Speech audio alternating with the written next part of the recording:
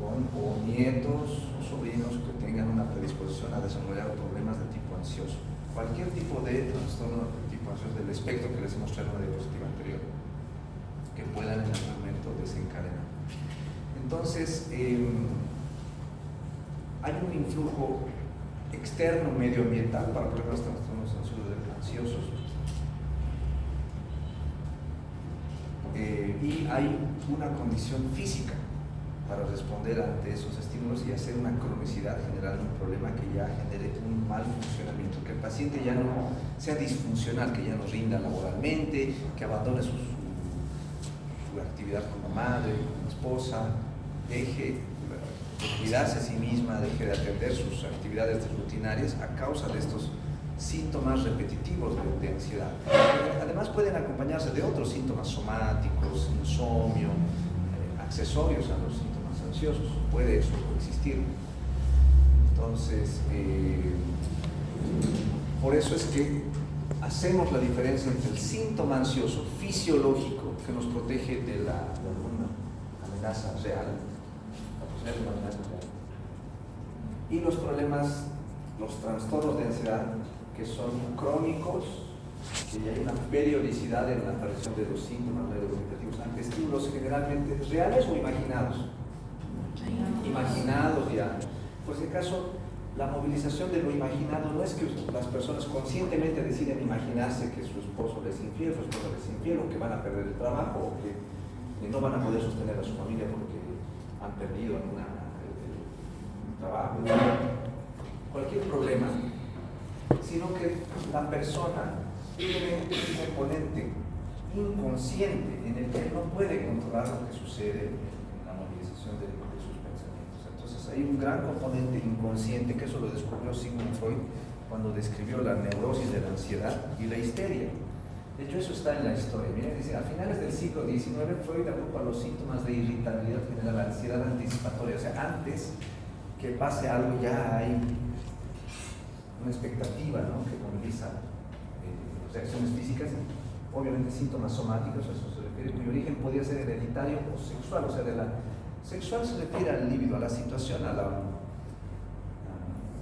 les voy a explicar un poquito de la naturaleza de la histeria en la mujer, que puede generar también problemas ansiosos, que tienen que ver con que la posición de la mujer en su rol como madre, hija, hermana, inconscientemente, ante el no cumplimiento, ante algo que le genere algún quiebre de ese rol que tiene que cumplir, inconsciente obviamente, le genera una crisis.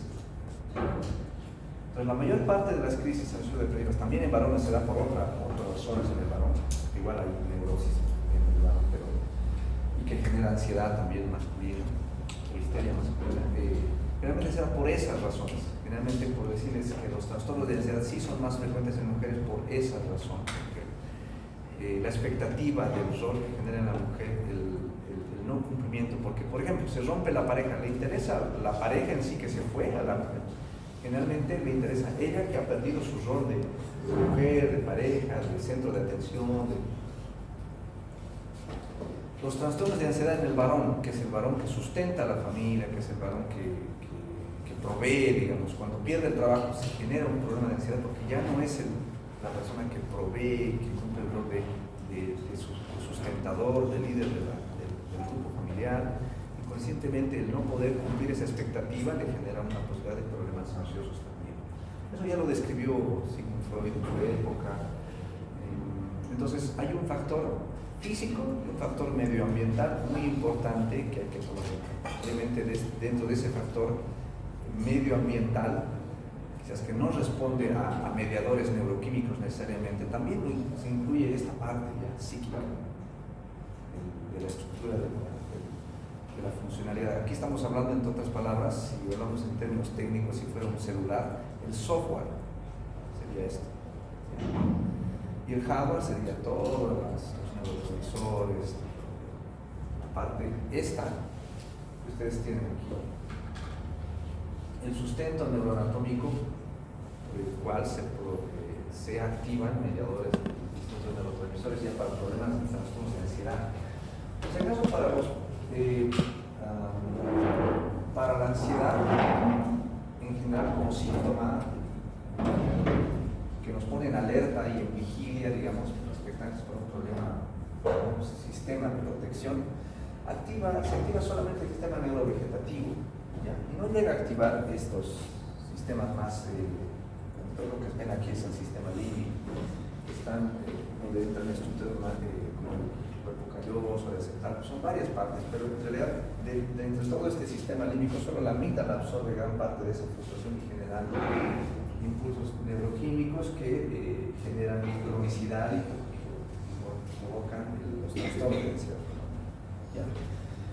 La amígdala es la que concentra todo y distribuye al sistema neurovegetativo toda esa carga catecolaminérgica para la producción de los síntomas que generan ansiedad.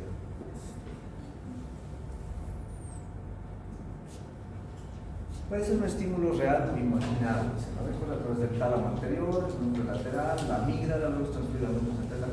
Entonces la parte neurofisiológica a la que tampoco me interesa mucho entrar, pero esta es parte de la teoría, digamos. El amígdala entonces se comporta como el punto central de diseminación de la información, coordinando la respuesta autonómica y de comportamiento. O sea, hay una respuesta comportamental ante la ansiedad. La persona va a poder agitarse, va a poder movilizar afecto también, irritarse, de la tristeza, el llanto, aparte de las respuestas neurovegetativas. Entonces el estímulo externo hacia el tálamo, sí, el tálamo recepciona, pero esto va de la corteza. O sea, cuando hablamos de corteza hablamos de funciones mentales superiores. Ahí está la parte del pensamiento, las representaciones mentales o imaginadas y la memoria también. Cuando hablamos de corteza hablamos de que hay porciones corticales a nivel frontal, temporal, parietal, que también se movilizan, ¿no? Y se activan para poder ir a los núcleos más ventrales, digamos, o perdón, más hipotalámicos, y ahí llegando a la amígdala, que es la que va a disparar todo el estímulo a nivel del sistema neurovegetativo. Y si quieren desglosar esto, lo leen con calma, igual las diapositivas no es que no se las voy a negar, se las voy a dar, pero ya es más importante algunas cosas que yo digo en clase, ¿no? Y aquí van a poder ver, cuando lean las diapositivas con más calma, que de a partir de la amígdala, qué parte de blanco anatómica dentro del hipotálamo se activa, en muchas estructuras del hipotálamo, y qué reacción, qué expresión específica. Por ejemplo, la reacción del hipotálamo, la activación del hipotálamo lateral dice que activa una activación simpática, produciendo taquicardia, palidez, dilatación pupilar, presión arterial. El núcleo motor dorsal del vago, núcleos ambiguos, la activación parasimpática produciendo micción, defecación y bradicardia, disminuyendo la cardíaca. Taquimia y disnea bajo la activación del núcleo parabraquial, y así. Cada porción neuroanatómica produce una reacción que todo en su conjunto produce un síndrome ansioso, lo que viene en la derecha.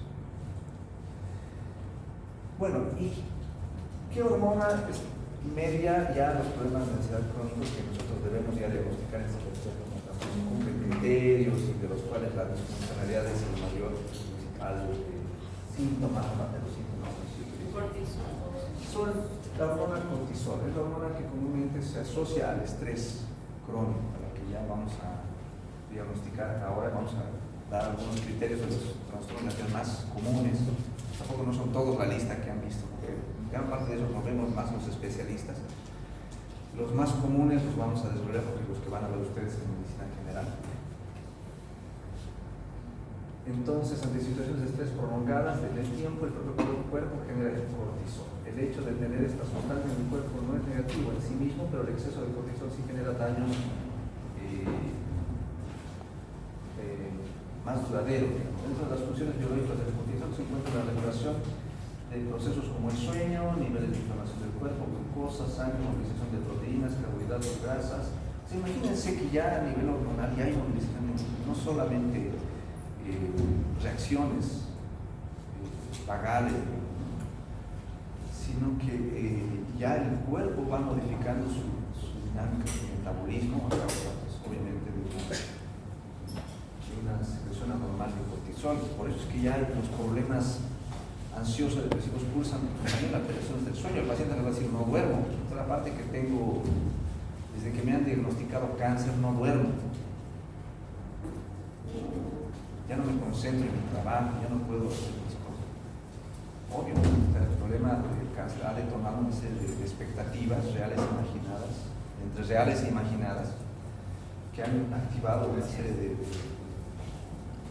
funciones, incluyendo el cortisol, provocando alteraciones del sueño, que no tienen que ver con el cáncer en sí mismo, sino con el proceso ansioso que ya está activo. Entonces,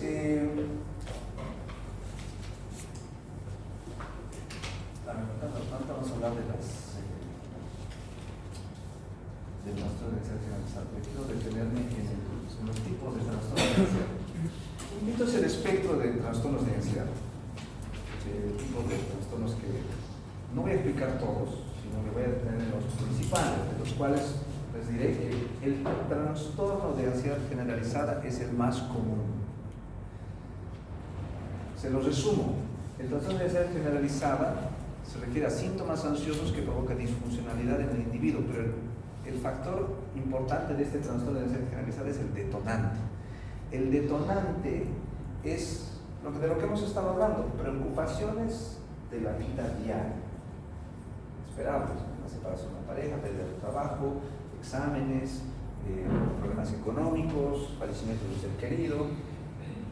Detonantes, el detonante es una preocupación excesiva por problemas de la vida diaria, que provoca disfuncionalidad, por eso es un trastorno. El paciente ya hay días que no ha ido a trabajar, no atiende a su hogar, a sus estudios, etc. Este es el principal. Trastorno de ansiedad generalizada, o se abrevia como TAG. Es el principal, el más común, lo que ustedes van a ver prácticamente, no necesitan dedicarse a la psiquiatría o a la psicología para ver eso, lo van a ver prácticamente solo con lo que les decía al rato, ¿no? El diagnóstico con cáncer. Luego,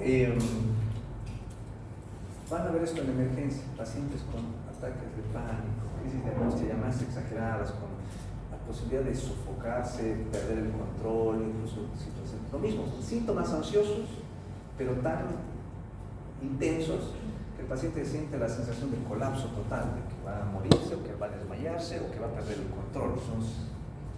Ese es el segundo de frecuencia. El resto los voy a describir, pero no son muy cómodos.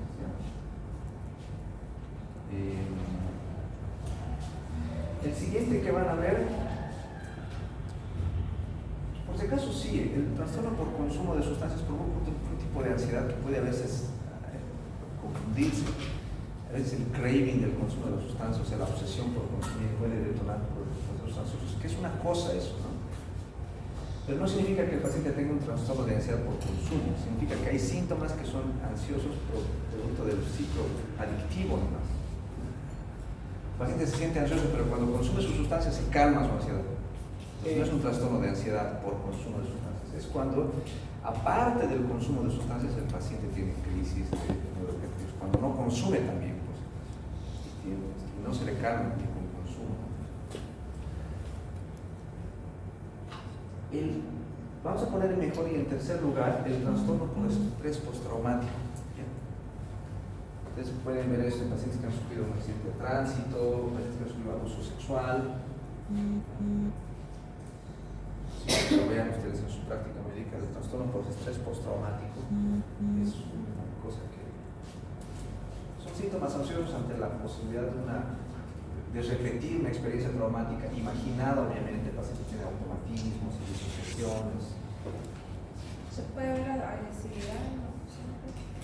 Postraumáticos sí, pueden reaccionar de manera agresiva si es que han recibido agresión. El trauma que es de agresión física, ellos pueden responder de forma agresiva ante una persona que no les ha agredido. Digamos, agredir a la enfermera, tener una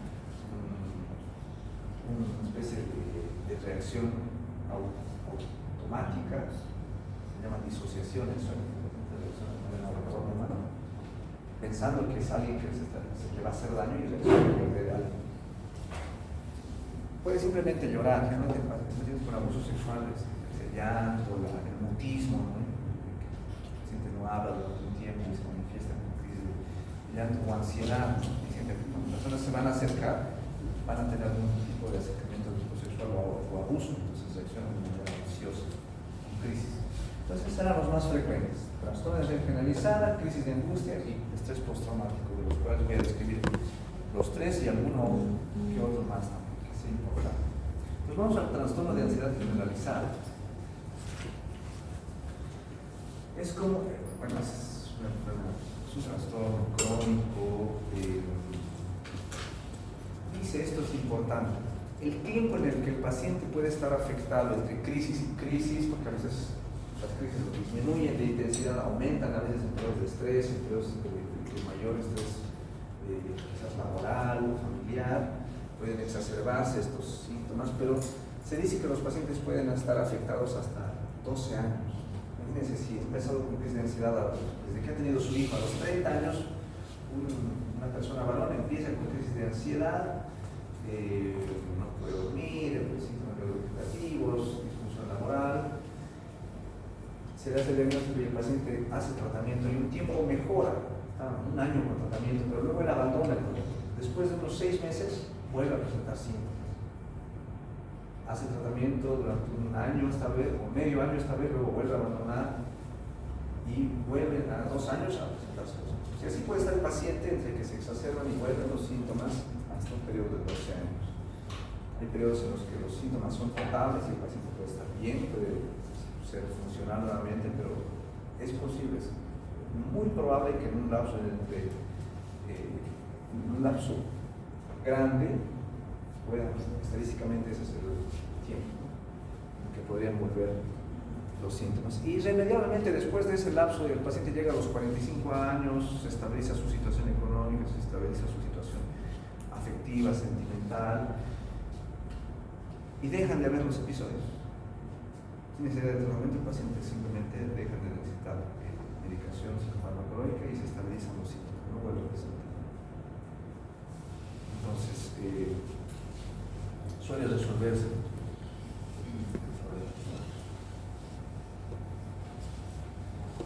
La prevalencia, la población general es del 1.5% en un año y del 5% considerando la vida del paciente. O sea que de aquí, si son 50, el 5% que es en el lapso de la vida, unos 3 de ustedes van a desarrollar un tipo de trastorno de ansiedad generalizada.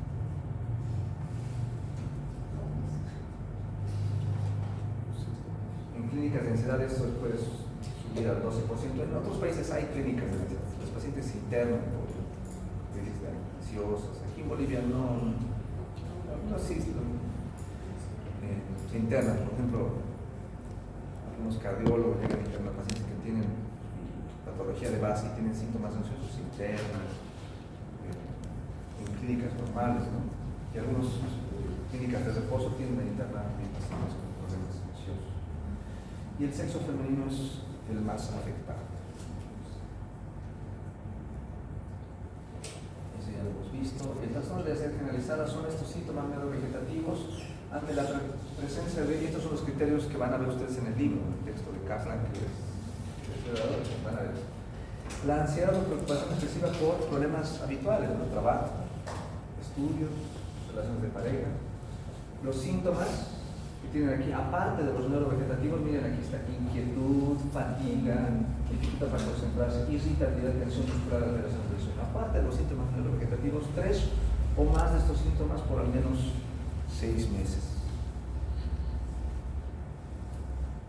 Hay disfuncionalidad en la mayor parte de las todos los de aquí en adelante, los temas sucesivos que me vaya a tocar darles, va a haber siempre un criterio diagnóstico para disfuncionalidad. ¿Sí? Quizás hay un tipo de trastorno psicótico que no tiene disfuncionalidad, eso lo llevaremos en psicología, pero la mayoría sí lo tiene. ¿Ya?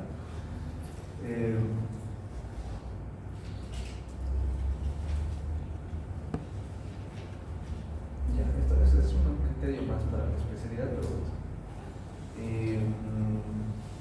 importante que estos síntomas no se deban al consumo de sustancias. No es que el paciente esté bajo el efecto de un psicoestimulante y empiece a presentar síntomas ansiosos neurodepresivos. O hay, por ejemplo, algunas sustancias como la escopolamina, que sí ahí moviliza neurotransmisores que generan síntomas ansiosos, pero solamente el efecto del fármaco. Se retira el fármaco, se metaboliza y se retorna a la normalidad. Entonces no se trata de un trastorno de ansiedad generalizado, se debe al efecto del consumo, entonces se descarta.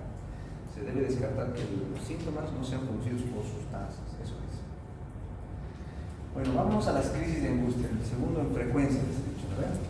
Aquí hay los síntomas neurovegetativos que están en todos los criterios, pero vamos a aumentarle dos de relevancia que ustedes los van a atender, ustedes los van a ver esto en la emergencia, cuando en el internado, cuando los turnos respectivos, cuando ya trabajan en algún servicio, a los que ya hayan hecho votado, han estado voluntarios en un servicio de emergencia, deben ver. Es que vienen con hiperventilación, que piden oxígeno.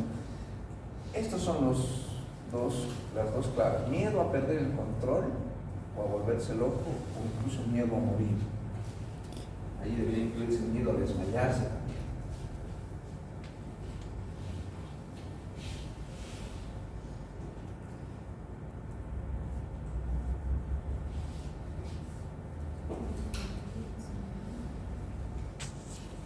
A veces puede el paciente llegar a tener una nicotina, o sea, a desmayarse en casos extremos, ¿no? Pero requiere una atención médica. El paciente no puede, pues a veces se para, digamos, que le viene una crisis de este tipo, ¿no? Cuando está conduciendo, pues puede provocar un verdadero accidente de tránsito o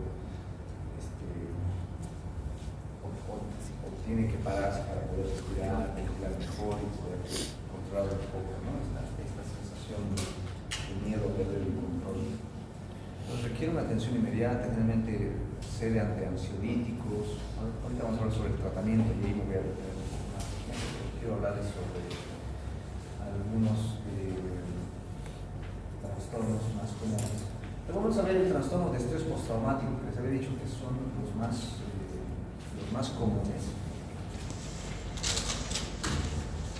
Ustedes van a ver esto ya dicho en las situaciones, incluso algún paciente que ha sufrido un accidente anterior, un trastorno de estrés postraumático. A veces puede tener despertares bruscos en la noche. Esos despertares son como si se protegiera de algo, como si sufriera una amenaza, incluso estando despierto puede suceder. Son estos sucesos que se describen aquí.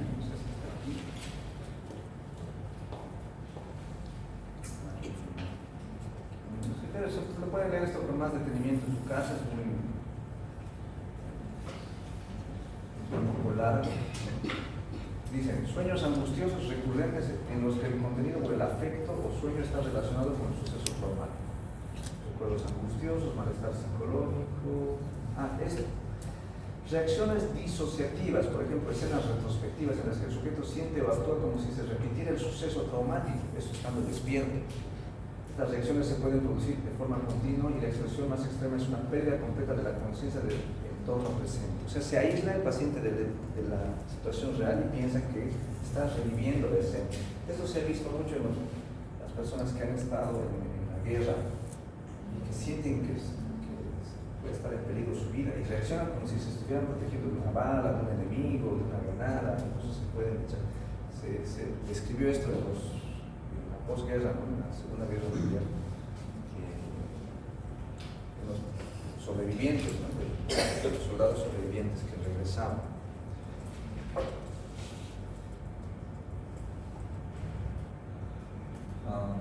El paciente evita sucesos relacionados a eso, ¿no? Y sus reacciones son hay una incapacidad para recordar un espacio importante del suceso traumático, una especie de lagunas mentales sobre el hecho traumático. Eso, no me voy a detener, hay muchas cosas que son más finas, digamos, de la especialidad, pero lo que quiero que sepan es que hay síntomas ansiosos, hay movilización afectiva y hay disociación. Esas Los dos corazones. El tratamiento es muy común, ¿ya? O sea, común a los trastornos de ansiedad, quiero decir. Todos los trastornos de ansiedad comparten algo en común, por el tratamiento también tiene algo en común. Vamos a revisar eso al final. Voy a hablar ahora de los menos comunes. Vamos a hablar del TOC, que más por la televisión, por los medios, por cómo suena, digamos, incluso es como decía en el chiste, digamos. El Parkinson es el Alzheimer es una enfermedad de ricos. ¿Qué le da a los pobres? Le da infecciones, diarrea, tos, eso le da, ¿no? A los ricos le da. Lo mismo pasa con esto. A veces se genera con las enfermedades mentales también una especie de etiqueta. Entonces, suena mejor decir soy bipolar, digamos, ¿no? Yo lo escucho, lo veo en la juventud, en algunos grupos sociales, tiende a generar algunos diagnósticos con una especie de estatus. Etiquetas. Sí, las etiquetas. Entonces, el TOC es una vez que ya no es muy común, no lo van a ver ustedes. Alguna vez lo han debido ver por referencia, más que todo por películas, por redes sociales, quizás. Pero el TOC no es muy común. Es algo más de exclusión. Trastorno obsesivo compulsivo, hay que diferenciarlo del trastorno de personalidad obsesivo compulsivo. ¿Quién está grabando? Graben esto. No sé si porque en la anterior clase se han grabado, no sé por eso les pregunto. Sí, está grabando. Hay que diferenciar el trastorno de personalidad obsesivo compulsivo, en el que la persona tiene una rigidez por el orden. Eso es un trastorno de personalidad obsesivo compulsivo. No sé si conocen personas así en su vida. Eso sí es común, ¿no? Docentes, amigos, personas que les gusta el orden, que se cumpla, que se ordene de la A a la Z de colores, que cumpla el espectro de colores, ¿no? Que las cosas cuadren, que los lápices estén bien afilados de todos. Ese es el trastorno de personalidad obsesivo-compulsiva. Algunos tenemos rasgos de eso, algunos podemos hacer un problema de tipo trastorno de personalidad, en el que ya eso nos genera, por ser rígidos, nos genera algún tipo de problema laboral, incluso hasta despido, no sé.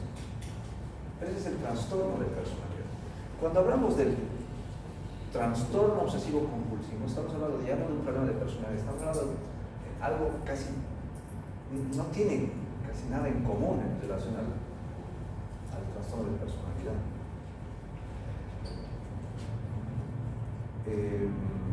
En el TOC hay un detonante, hay síntomas ansiosos, sí. En la conducta hay rituales y compulsiones, pero lo más importante, la diferencia con el trastorno de personalidad, hay pensamientos intrusivos. Esos pensamientos intrusivos son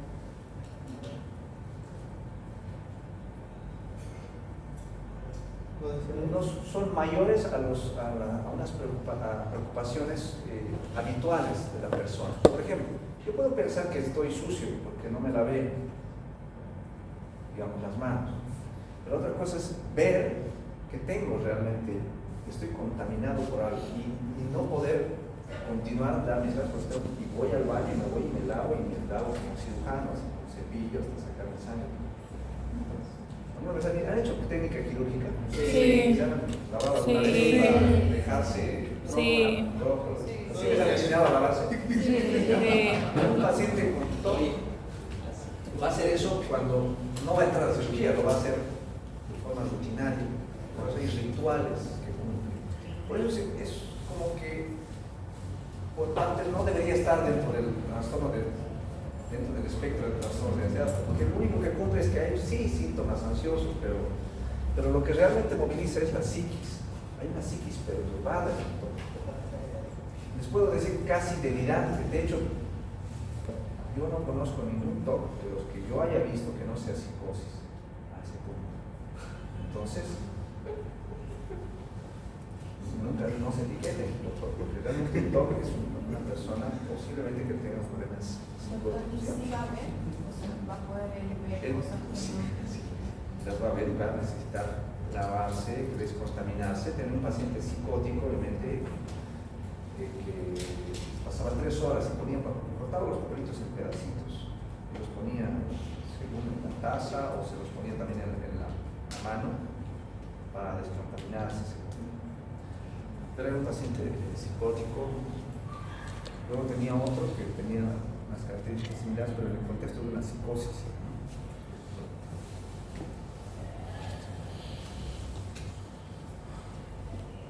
Estos son los términos. Las obsesiones, según dice esto, las definen como obsesiones. Esos son los criterios, sí, los voy a respetar, pero en la práctica yo no he visto ningún paciente con TOC que no haya tenido que ver con síntomas psicóticos, ¿no? Es muy raro de ver y cuando se ve sí hay una correlación con disfuncionalidad como lo tiene un paciente con una esquizofrenia a ese punto. Hay otro tipo de TOC que se da en el contexto del síndrome de Guillain de la Tourette, se llama. Ese sí es un poco más llamativo y sí he visto pacientes que se está relacionado a controlar a pacientes que insultan, tienen movimientos bruscos anormales y tienen pensamientos. Ese es el síndrome de Guillain de la Tourette, sí lo he visto. Esos sí son TOC exclusivos, también es algo raro ya, muy raro en un paciente con Guillain de la Tourette. ¿Cómo dijo el doctor? ¿Son signos? ¿TOC? Tienen TOC, pero además se añade a eso coprolalia, es un síndrome. Está el síndrome de Guillain de la Tourette, hay TOC, hay rituales, funciones, hay coprolalia, hay movimientos anormales. Lo que caracteriza, digamos, aquí al TOC es que hay rituales y compulsiones. Compulsiones se definen como comportamientos repetitivos como lavado de manos, poner en orden objetos, rezar, contar o repetir palabras. Rezando 3 veces es que se van a sentir seguros de salir a su casa. O prefieren no salir porque sienten que van a estar desprotegidos. Se siente una idea intrusiva y real, que viene del orden de la psicosis, no del orden de la neurosis, de las preocupaciones. A ver, en el trastorno de ansiedad generalizada hemos dicho que son preocupaciones habituales de la vida diaria, eso van a ver. Yo se los digo para que salgan. ¿Y esto, por decir, aparece, ¿no? ¿O es que uno...? No, lo que es psicosis, con psicosis se nace, no se hace. Hay precipitantes y generalmente a una edad ¿Y la edad desencadena.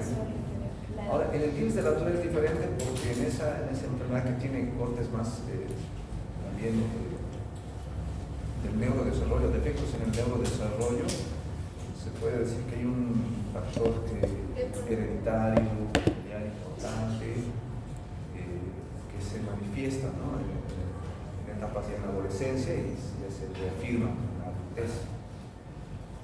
Y que tiene, en el Guillain de la Tourette hay se sospecha y sí responden realmente a, como si se tratara la enfermedad de un problema orgánico, como si hubiese un antecedente, digamos, de hipoxia perinatal o otro antecedente que pudiese estar relacionado a la posibilidad de una lesión cerebral en pacientes con Guillain de la Tourette. El trastorno obsesivo compulsivo es ese que les he dicho, ¿no? Los rituales y compulsiones que generan mucha disfuncionalidad en el individuo. Otra, la agorafobia. Es unos síntomas ansiosos, esto es bien de la neurosis ya, ¿no? De la psicosis. El paciente con agorafobia igual no es muy común, pero ¿qué pasa con estos pacientes? Es que generan síntomas ansiosos ante la posibilidad de sentirse incapacitados para poder salir de una situación social. Por ejemplo, estar aquí sentado, a él, digamos, le diera agorafobia, pues le empieza a venir síntomas de ansiedad por sentir que no puede salirse de la clase, porque no es hora para salir, o porque está rodeado de sus compañeros, porque no puede ni salir volando, ni salir por debajo, porque está difícil. Esa situación no es encierro, porque él tiene la puerta abierta, no es claustrofobia.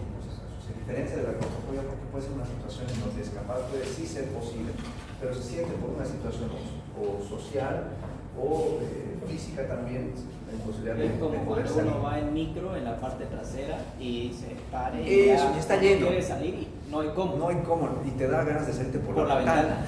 Ya. Esos son. Tengo algo. Pero cuando le da crisis y cuando dice síntomas neurovegetativos, no puede el paciente respirar, síntomas de taquimia, etc. Y eso le provoca disfuncionalidad. Ya no quiere subirse al micro. Ahí es ansiedad normal. Ya, anormal. Es agorafobia solo cuando hay disfunción social y laboral, cuando eso ya no te permite subir a micros. Mira lo que pasa en la definición. También pasa cuando uno hace fila en el mercado, cuando uno está en un autobús, cuando uno está en un tren, cuando uno está conduciendo en un puente, porque el puente es muy largo, está en medio del puente, también puede suceder. O sea, en un concierto, en una cancha de fútbol enorme.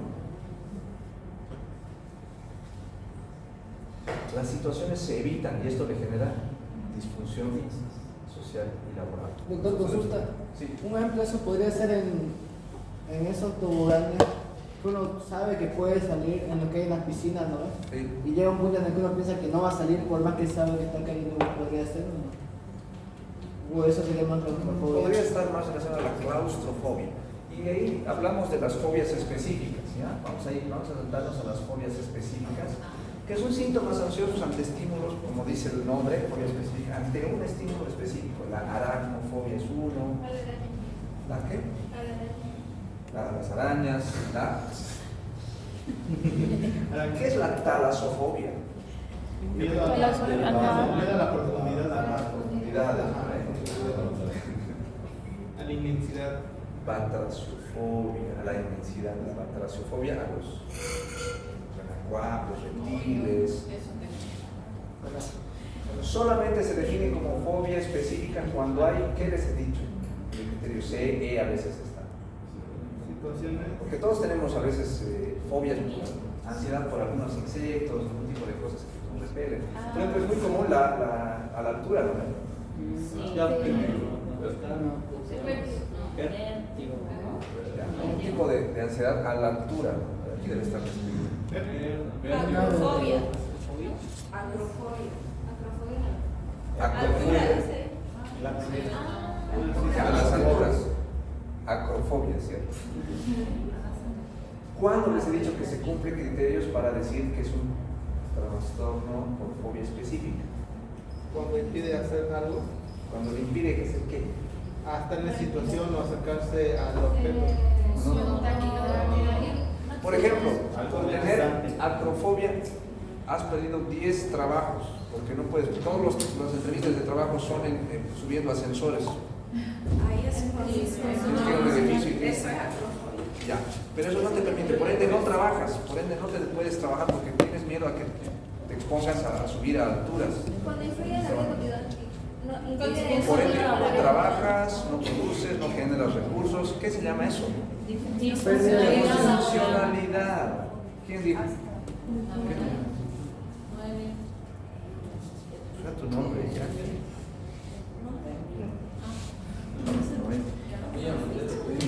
Disfuncionalidad social y laboral. Todos los criterios, les he dicho, tienen que tener, todos los trastornos tienen que cumplir ese criterio. Si no, no se habla de trastorno. Todos tenemos derecho a sentir repulsión por insectos, por altura, pero no se define como fobia ni requiere tratamiento psiquiátrico. No, En la anterior clase. Igual al 3. Noelia. la semana pasada.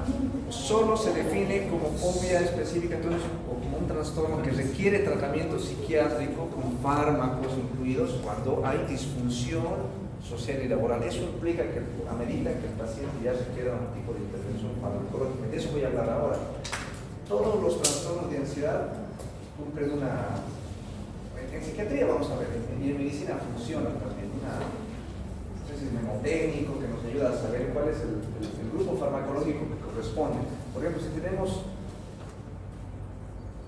epilepsia o convulsiones en un paciente, ¿qué tipo de fármacos utilizamos? Anticonvulsivos o antiepilépticos. Si tenemos enfermedades virales, COVID, antivirales. Incluso en psiquiatría también se usa. Si tenemos psicosis, ¿qué usamos? Tenemos depresión. Les cuento que en lo único que no funciona ese memotécnico es en la ansiedad. ¿Qué debería ser teóricamente para la ansiedad? Ansiolítico. Les he dicho que no se cumple aquí eso, ese mnemotécnico en personas. Más bien no damos antidepresivos, no damos ansiolíticos en trastornos de ansiedad, damos antidepresivos. ¿Ya? Creo que los antidepresivos solamente de nombre tienen lo de antidepresivos, porque en realidad los fármacos que son químicos que promueven modificaciones en la neurotransmisión nerviosa. ¿Ya? Lo que son en realidad los antidepresivos son neuromoduladores de la función no solo serotoninérgica, también dopaminérgica, principalmente serotoninérgica, ¿ya? Pero también median respuestas, neuromodulan respuestas a nivel presináptico en el sistema límbico, precisamente donde hemos visto al principio, ¿no? En la amígdala, todo ese sistema donde se activan los sistemas de respuesta para síntomas ansiosos, median la regulación de neurotransmisores como serotonina, noradrenalina, dopamina, principalmente. Obviamente les he dicho que, por ejemplo, en el trastorno de ansiedad generalizada hay factores medioambientales, preocupaciones habituales de la vida diaria. Entonces, preconizaremos el tratamiento, el enfoque no farmacológico. Porque es importante escuchar al paciente, es importante esa parte medioambiental, ¿no? Los detonantes, decirle a la paciente que se tranquilice, que el proceso de aceptación de pérdida de su pareja va a durar un tiempo y luego ella se va a resolver eso, y eso no va a durar. Ella va a terminar aceptando, va a vivir su duelo y en un momento ya va a poder estar mejor. Pero mientras tanto va a requerir que le haga una atención, quizás recibir medicación psiquiátrica o medicamentos que le ayuden a superar esa etapa. Entonces, la parte de psicoeducación sería importante si derivamos un paciente a una terapia psicológica también. De hecho, un gran porcentaje de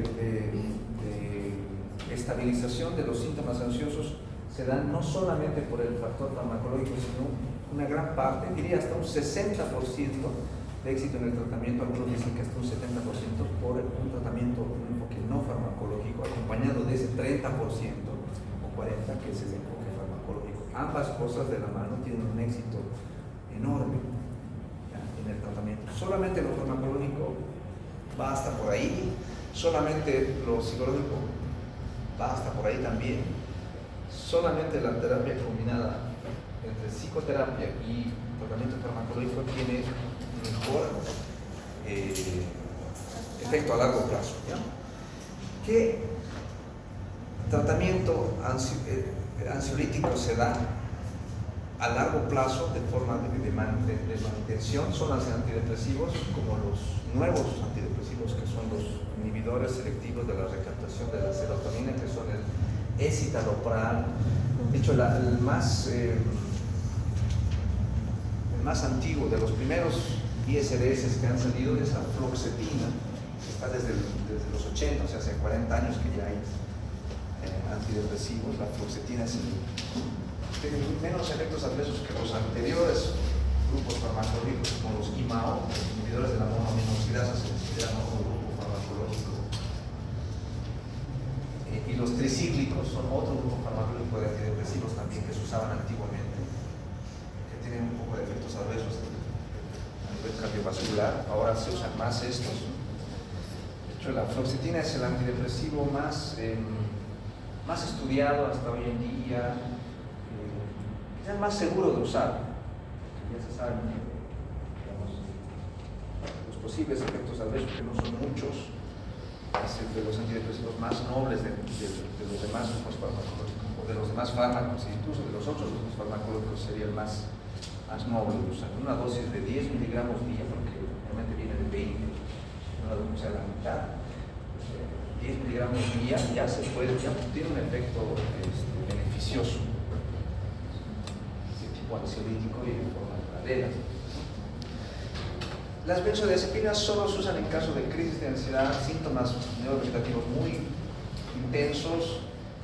En crisis de pánico debe usarse sí o sí. Las benzodiazepinas son ansiolíticos de acción inmediata, pero tienen un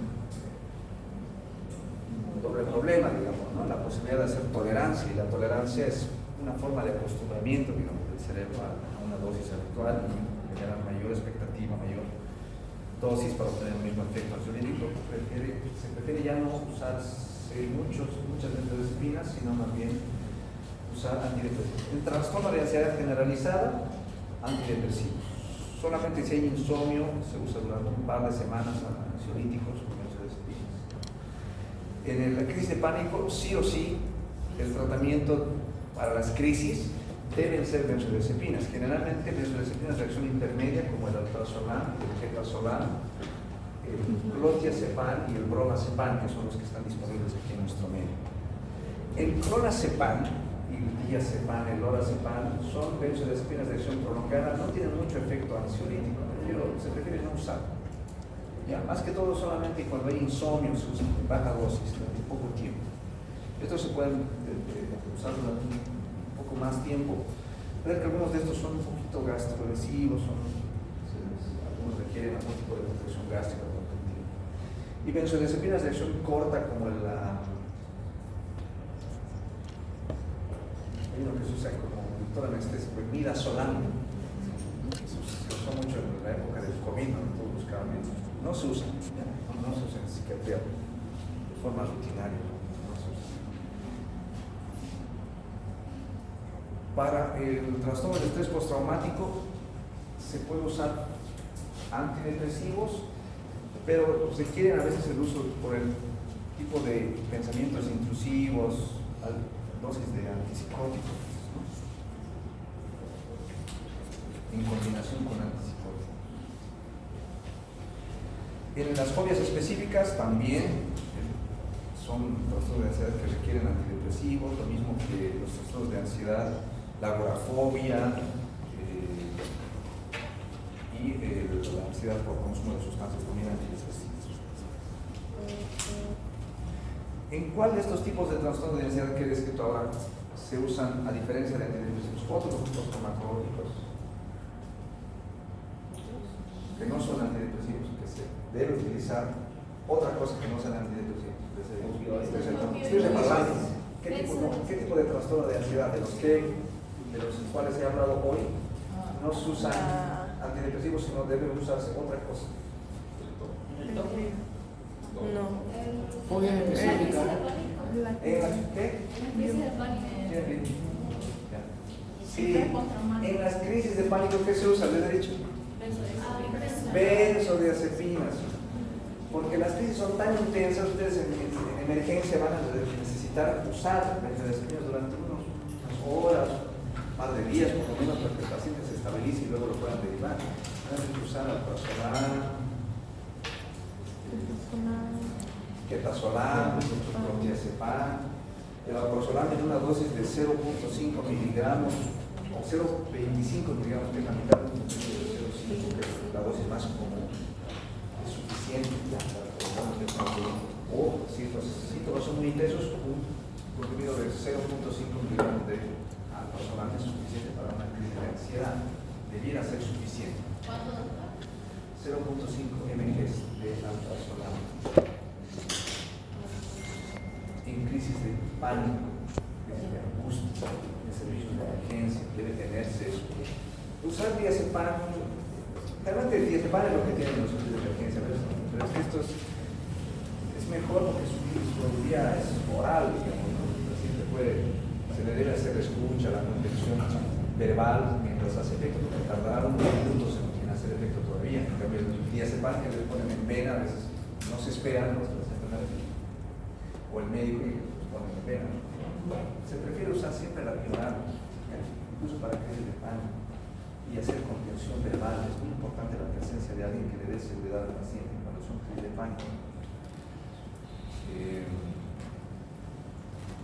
Sí. Doctor, en la crisis de pánico. Las crisis de ansiedad son las únicas donde se usan benzodiazepinas. El resto, ¿qué se usa el resto de los trastornos de ansiedad? Antidepresivos. Antidepresivos. Más les vale que pongan eso.